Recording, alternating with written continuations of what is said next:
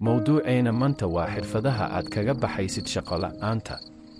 Sida aynu wada ognahay, waxaa sanad walba ka qalin jebiya jaamacadaha dalkeena Soomaaliya kumanaan arday ah oo soo barta culuum kala duwan sida caafimaad, injineer, beero, maamul, tiknoolajiyad, xisaabiye, ganacsi iyo kuwo kale oo badan, balse nasiib daro boqolkiiba 90 ma helaan shaqo. Inta shaqada heshaana ma qaataan lacag fiican, waxayna qaataan 200-300.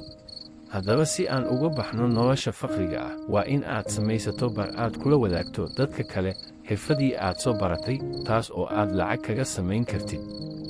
Halkan waa Hoodaale, ku soo dhowaada mar labaad mawduuceena maanta. Waxaan kula wadaagi doonaa tallaabooyin muhiim ah oo aad qaadi doontid si aad uga midha dhaliso hayaankaaga nolosha. 1. Raadi mawduuc aad ku fiican tahay ama aad soo baratay. Soo diyaari maalin walba waxa aad soo jeedinaysid. 2. Soo duub adiga oo isticmaalaya mobilkaaga ama laptopkaaga.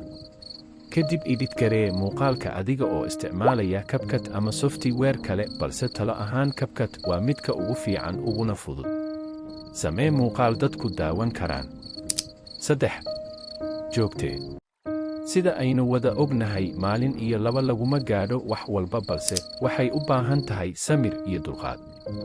Maanta adduunyadu waxay isu beddeshay dijitaal, waxaana social media ka shaqaysta in ka badan dadka si fisical ah u shaqaysta. Waxaad eegta shirkadaha waaweyn ee Amazon, Microsoft, Apple, Tesla iyo kuwo kale oo badan sida Facebook, YouTube, TikTok. Waxaa lacag ka sameeya bil walba bilyan dad ah. Sida daraadeed, walalahay Soomaaliyeed, dunida aan la jaan qaadno. Dowladdeena Soomaaliya dunida waa ka hadhay, balse shacab ahaan aan dadaalno oo aan istaageerno.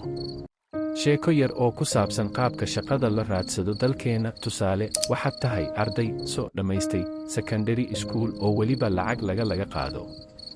Waxaad u gudubtay heer jaamacadeed, waxaana simister walba laga qaadaya lacag gaadhaysa $400. Waxaad jaamacadda waday 4 sano, haye isku dhufo 8 simister oo min $400 ah waa imisa?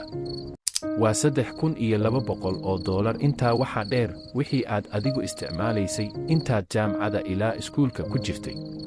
Isku wada dar u yaraan waa $5,000. Haddaba su'aasha meesha taala waxa weeye, intaas oo lacag ah marka aad bixiso, marka aad qalin jebiso, shaqo ma helaysid? Jawaabtu waa maya. Haddii aan adeerka, aabbaha, abtiga magac iyo maal lahayn oo aan lagu odhanayn waa ina hebel, waxaa markaas kuu bilaabmaya jaxiimo kale oo ka daran jaamacaddii aad dhiganaysay. Mana laha xal. Si haddaba aan uga baxano dhibtaas, waa in aan yeelano hadafyo ina gaar ah oo aan kaga baxno jeeb xanuunka.